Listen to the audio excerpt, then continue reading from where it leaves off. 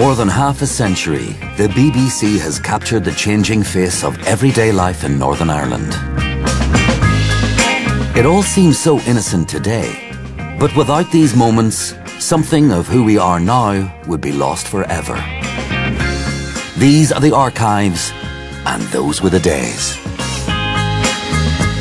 It's completely invaluable to look back at film because they take us back to another time.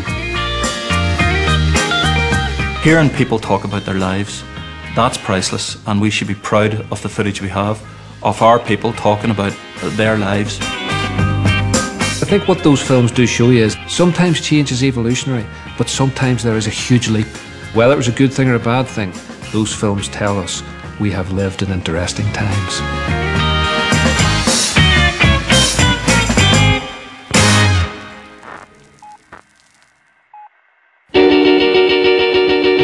Up in the morning and out to school. The teacher is teaching the golden rule. Fresh-faced and raring to go, these children are a product of the local school system, 1950 style. And when BBC cameras came calling, they found boys and girls aged 4 to 14 sharing the same classroom and the same teacher. This style of education hadn't changed in over 100 years, as this small rural school in Scrahy, County Tyrone, testifies. Well, it's a real culture shock to see such an old-fashioned school and to see all the children crammed in to a very small area and all the old-fashioned equipment and the very caustic comments about how bad the old school was for teaching and learning, which I don't think I agree with. This school was in use 2 months ago. It was not just dull, it was dismal. And 2 rooms were crammed to overflowing also. Back in the classroom, open your books. Gee, but the teacher don't know how mean she looks. The discipline is something that strikes you when you see all those old films from even 20 years ago, let alone 30, 40 years ago. Some of these teachers had 4 sets of different aged young people, maybe 70 in a room. Therefore, discipline was the only way in which you could handle that. Things have changed greatly since the days when the teacher was the master, very often a man, and very much revered in the community, and now not nearly like that. I mean, some schools even allow their children to address the teacher by their first name. After the minister or the priest and the doctor, there was the teacher. And the idea of teaching then was the teacher knew more than the children, so the teacher told the children what they needed to know, and they internalised that and learnt it. That's wrong, of course, because you don't learn by being told, you learn by doing or by experimenting. Hail, hail, rock and roll.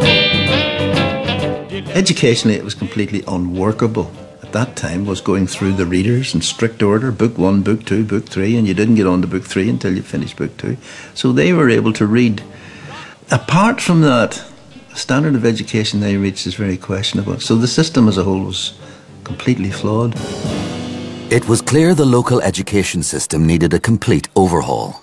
And here in Mosside Village in County Antrim, a somewhat rustic way of life was jettisoned in favour of a progressive building programme whose star pupil was this shiny new school. What was most interesting about this school building film was I think there was a firm belief that if you changed the buildings, that would make a difference. Take a lesson from a teacher. Come on and sit down.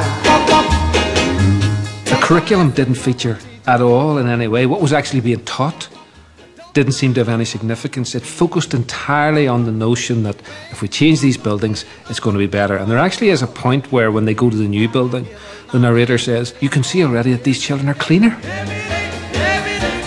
What was really interesting for me was when you looked at their faces, they were still bored out of their heads. They may have been cleaner, but they didn't care any more about what was going on in the classroom because the curriculum had not been addressed. One almost forgets what the old Mosside school was like. The children have forgotten quickly, and that must be a good thing. If those education programmes were being made now, the first people that we would talk to would be the children. And no one wanted to hear what these children had to say about the education they were having. And I think the really sad thing about looking at those children is they had what I would call lost eyes. They didn't really know why they were there or why this was happening to them. No one had explained to them, perhaps, that this was their passport to somewhere else. And that somewhere else was unveiled in the 1960s. When BBC Northern Ireland rolled out the first of its specially made programmes for schools, designed to educate and entertain, these films opened a window on the world and beamed new light and new life into the once insular classroom. The people who made these programmes had been teachers mainly. They all knew what it was like to stand in front of a class of children. They all knew how far you could go and what you could extract from a child. So they were working from a very solid foundation. Hello and welcome to the last programme in Ulster in Focus this year. It's called On a May Morning. So you got little gems of films which stand up even today.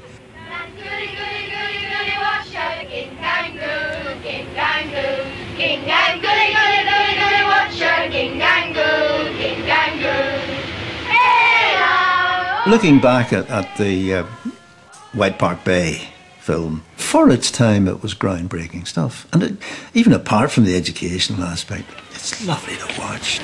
While I was sitting on the bus on my way to White Park Bay, I said to myself, I wonder what it would be like at the hostel. Will there only be one big bedroom where all of us will sleep, boys as well? Or will it be a long dormitory like the bedrooms in a hospital? In 1971, I was a recently qualified teacher and was teaching in Strandtown Primary.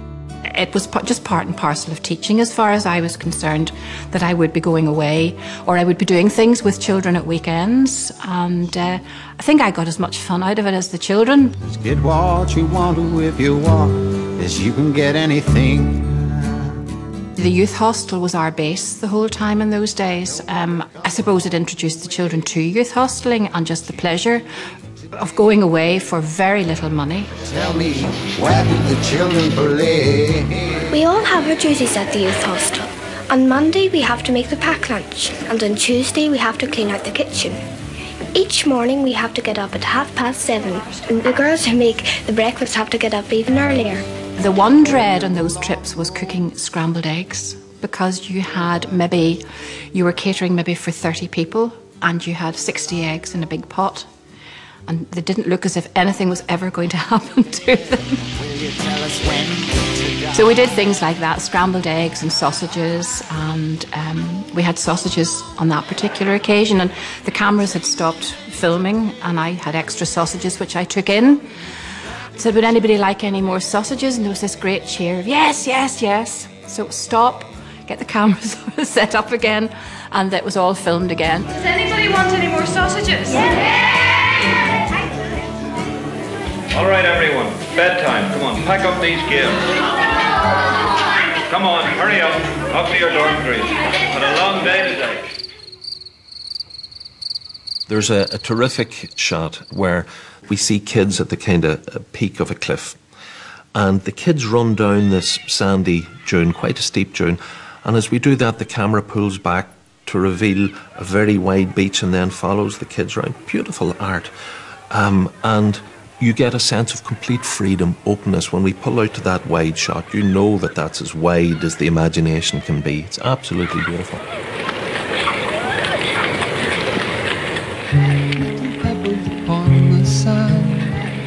Now you're lying here in my hand. There's a great scene where one of the kids in the film discovers a dead seagull. Little human upon the sand, from where I'm lying here in your hand. You to me are but a passing breeze. Looks as though it's been shot under the wing. Must have been in flight while it's being shot. I think I'll just put it back and bury it. And the kid to lift that up and to touch it and to feel that seagull and then to rebury it in the ground now, you felt you were that kid watching it, or you wanted to be that kid watching it. But I was thinking of him touching it, how long had it been there with the hands? You know, we had to get him sort of out straight back to the youth hostel, get your hands washed, scrubbed, make sure they're clean. This runs in a circular motion. Thought is like a little boat upon the sea. I could imagine children watching that programme in the early 1970s really wanting to be there, really wanting. It was such an attractively made programme. I could imagine the kids wanting to be on that beach, wanting to go to Dunluce Castle. And I think if that film did anything, it was to give kids that sense of adventure and exploration, and that is so important in children. By 1971, black and white had given way to colour, and schools' television had become a part of the timetable in our children's education. But the changing role of the teacher was also coming into focus, and local current affairs television was ready to write its report. This programme investigated why young teachers were struggling to cope with a new generation of education. What were the differences between the way I made that shape and that rotation and that rotation? Bill Heron is aged 29. After 8 years spent teaching in primary schools, he's earning a salary of £1,500 a year, and he's very far from satisfied with that. I think people feel that teachers shouldn't even bother to talk about money. It's a dirty subject that teachers shouldn't talk about. But I mean, the situation has now been reached when the teachers have to talk about money. There's a bit of déjà vu in that film, because nowadays you hear so much from teachers saying they're not well enough paid, that their workload is very, very heavy, that the impact of change is really too much for them to cope with. We don't really value brain work, intellectual output. We value making a lot of money, having a very nice Paul Smith suit or a Prada frock. That's what we regard as important. We don't favour the people who teach. Where's the point of rotation there? That's where the pin is. I think the image basically is that the teachers have a soft job. Is the teachers have a short day, long holidays. Whenever I meet someone during the holidays, they often say to me, "Oh, I see you're on holidays again." You know, and this sort of annoys me a bit. What you see the beginning of in that programme is that now most people in our society think that teaching is for losers. I don't think it is. I think teaching is the most important job in the world. This documentary revealed an education system facing fast-changing and uncertain times. But it also captured an extraordinarily poignant scene in which a teacher explains life after school. Now, 10 weeks' time, next June, you boys all finish. School is over. You're schoolboys now. 10 weeks from now, become working men. Mr. Clark is working in a school with boys who are leaving at 14, and he's talking to them about apprenticeships. And that was absolutely heartbreaking, because you looked at those boys and they weren't in uniform, and they had kind of a strange melange of hairstyle. Some of them were still in the 50s or even the 40s, but some of them were looking forward to the skinhead era and the mid to late 70s. The whole gamut of hair was taken in a single class. So excuse me, do you start an apprenticeship at 15? No, 16. Usually you leave school at 15 and you become 16 somewhere before Christmas or so, don't you? Best way, if you want to get an apprenticeship in some particular firm, is to get into that firm as a boy at something and let them get used to you about the place. These boys had no idea about what was waiting for them, what they were going to do, what life is like, and he was patiently trying to explain to them that they'd stop school and then they were going to go out into the big bad world, and they had to work and they had to support themselves. And their faces were extraordinary, because they were kind of boy men. You could see what they would be like when they were men, but they were still boys. And there was that strange mix of, they were naive and enthusiastic and sullen and right hard, all at the same time. And you knew that what they were going to go out to was what? Early 70s, horrible industrial work here. Very low paid, very dangerous, and in the background, the entire society is going up in flames. Awful, hideous. If school leavers were facing an uncertain future in the 1970s, school visitors were proving to be a big hit, especially when they materialised in Belfast from the biggest show on television. I would have killed to have had Tom Baker come to my school. In 1978, he was the coolest man on television. It's as simple as that. I'm sure you'll be amazed. That was his own initiative. He had a couple of days and decided to come to Belfast. American presidents eventually would do that when they had a few days, but you know, the idea that a Time Lord would come in. Why are you all smiling? Gosh, I can hardly believe it. Time Lords do not acknowledge sectarian divides. This is a simple fact. And, you know, he has the wit to go to different schools and to spread his visit out. We went east and then he went west, and the kids in Mersey Street, they were confined to the classroom, and of course you've always got that feeling that the teacher is watching you, so you've got to be very careful about what you do and what you say. There may be a test later on, but in Barrack Street he went outside and they just ran.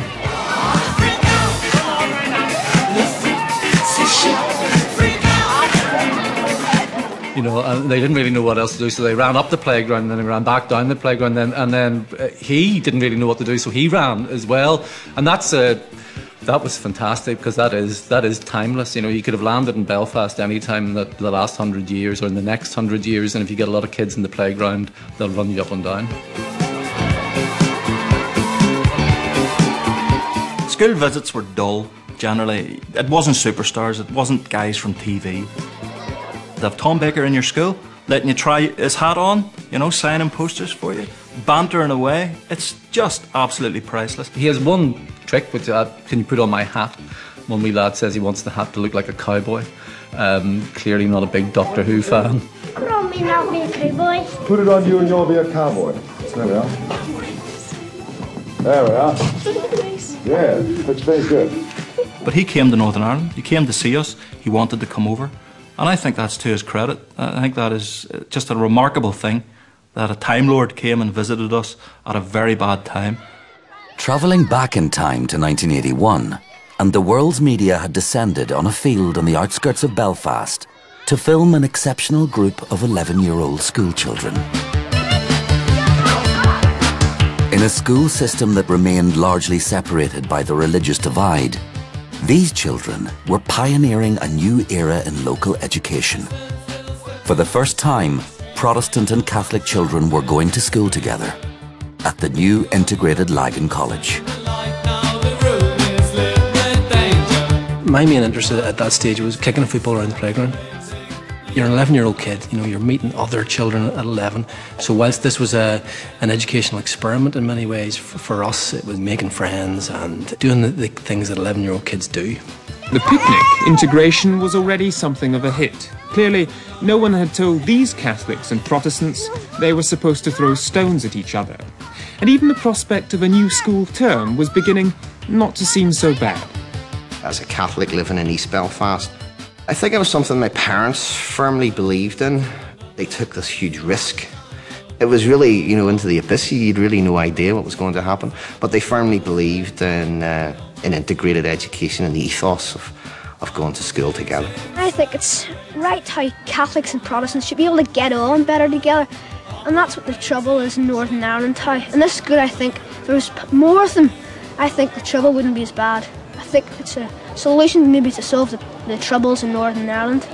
We had gone to Protestant schools, so we had, and you didn't really meet Catholics. Well, now that we have, I mean, they're what I expected, they were just normal. I didn't think there was any difference, really. I mean, just humans. The majority of folk in the Lisburn area that I came from would have been from the Protestant denomination. So just by the circumstance of that, I really wouldn't have come into contact with Catholic children. So really this was the first time that was happening. And that's just simply the way the education system really had been working in Northern Ireland until that point. I followed the creation of the integrated movement right from the start and watched Lagan College being set up. When Lagan College started off, it started off in a scout hut. The children seemed to really love being there. They had a certain freedom and they felt that they were pioneers, and also the teachers felt that they were pioneers, that they were actually striking out on their own to do something which they thought would improve the situation in Northern Ireland. Lagan College may have started with immediate fanfare, but its first term began against a much more subdued and cautious backdrop. Sensitivities at this turbulent time meant its 28 pupils were taught in a leafy location far away from the troubles around them. I think you've got to remember that this was sort of set in 1981. Political events at that time was the hunger strike. And, you know, there were really dark days in Northern Ireland. I mean, you know, really a lot of tension. And so the fact that, you know, Lagan College was the first integrated school in Northern Ireland was a really big thing. I mean, I think for some people it was seen as a beacon of hope. Looking from a window above, it's like a story of love. Can you hear me? Well, we were always taught that we were the one religion, of which we really were. We were all Christians in that sense. It was just, you know, the split up of different denominations within Christianity. So it was a mix of everyone. There was people from real staunch areas on both sides. And actually those were the pupils that probably made the school work. And there were many an argument in the playground over this or that. But you know, and looking back, I don't think I can ever remember an argument over religion. Really can't. Religion will be taught through common Christian principles and in separate classes for Protestants and Catholics. History could be more difficult. Yes, history will require very careful planning. We shall be teaching both British and Irish history, but obviously I'm not going to go into great detail yet. We're going to start with the fairly early years, and that perhaps is a little less controversial. It was lovely to see the footage of Mrs. Greenfield. She was a lovely person, first and foremost. She was so welcoming. She made you feel really, really comfortable. She was the perfect principal to get that school up and running. I think she had this warmth about her. I think she was coming into a situation where she had to be very balanced and very fair. The ethos of the school was they would be as integrated as possible, and they would never let the percentages go more than 60-40. And that has been the way the school started and continues. I think, you know, Northern Ireland society has come a long way since those early days.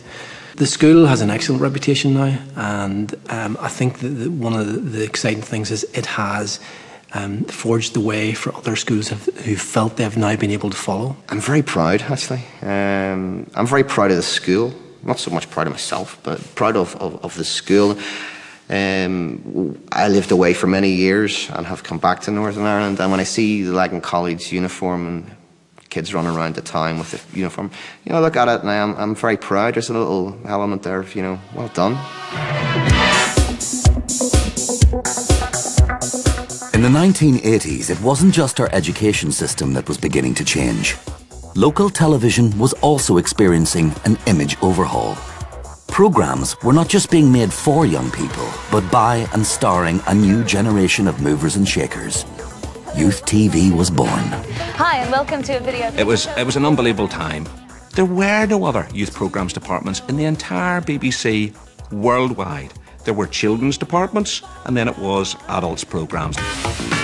And a very thoughtful man called Peter Vile decided it's time to set up a youth programmes department, and it's time to give young people their own voice. Somewhere over the summer, this new department was starting to gel, be pulled together, and we started this weekly show that was a youth magazine called Channel 1. Now, if leather, girls, motorbikes and more girls is what turns you on, then stay tuned to the old box, because later we'll have a story on an all-girl motorbike club, and from Rathcoole down there in Newtonabbey we'll have another story in our Talk Back series. There was no money in it. We all got hired, and I think the starting pay went from £1 a week to 30 quid a week, and depending on where you were on the radar with Peter and how much work you were actually doing, nobody was getting more than 30 quid a week. And I was just happy to be working, to be quite honest, and kind of doing stuff I was interested in, but I really didn't see myself as being a TV presenter. It's not really what I wanted to do. But equally, you know, I didn't have a proper job either, and I thought this is working okay until somebody actually realises he's not that good. To start off with tonight, we have a band with a big following round Belfast. They're 7:10, and here they are with Tom Waits. Youth television was about more than education. It was about young people being given that all-important break. First-time performers like Brian Kennedy, who in years to come would become household names.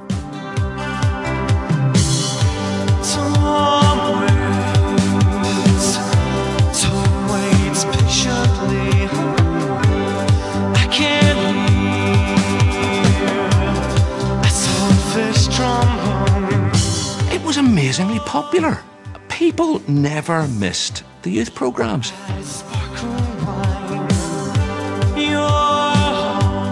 You would watch these programmes like Channel 1 and you'd hear about this new band and the Hot House Flowers or Sinead O'Connor or whoever it was, and they're going to be playing at such and such a venue or the Students' Union or whatever. That's where you found out what was happening.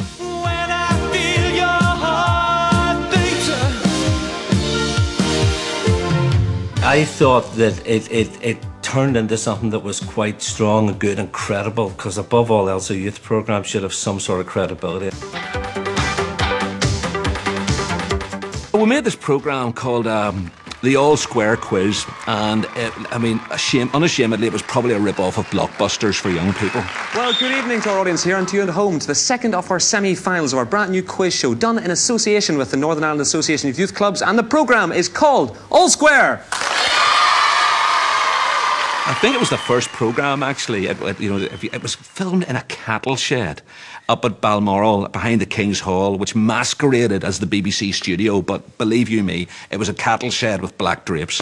What country is the footballer? Yes, Karen Martin. I'd like to see you answer this, Carol. I think this could be quite interesting. Go for it.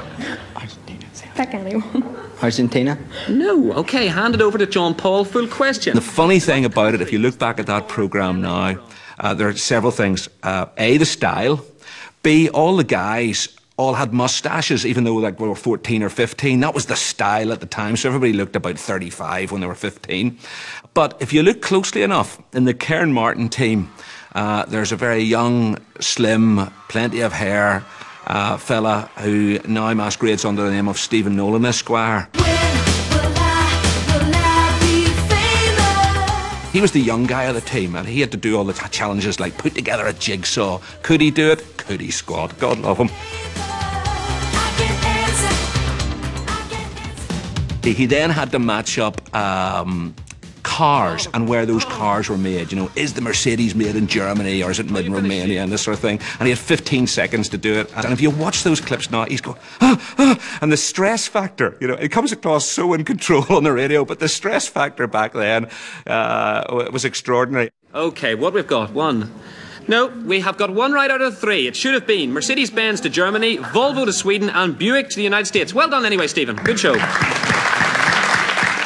Looking back on that whole period of youth programmes, I think it was groundbreaking. I really do think it was groundbreaking. Not because of anybody that was in it, but just because an individual at the BBC decided it was time to do programmes that were driven by young people, fronted by young people, about young people. Not somebody patronising young people. Once upon a time there was a tavern. The story of our schools, teachers and young people is a lesson in how we used to live. And thanks to a rich archive and the magic of film, we can bring those bygone days back to life. Those were the days, my friend. Tonight's edition of Those Were the Days featured clips from Ulster in Focus on a May morning, first broadcast in 1971. Digital viewers can press red now to see the whole programme, and more archive material is available by logging on to bbc.co.uk/ni. Those were the days. Oh yes, those were the days.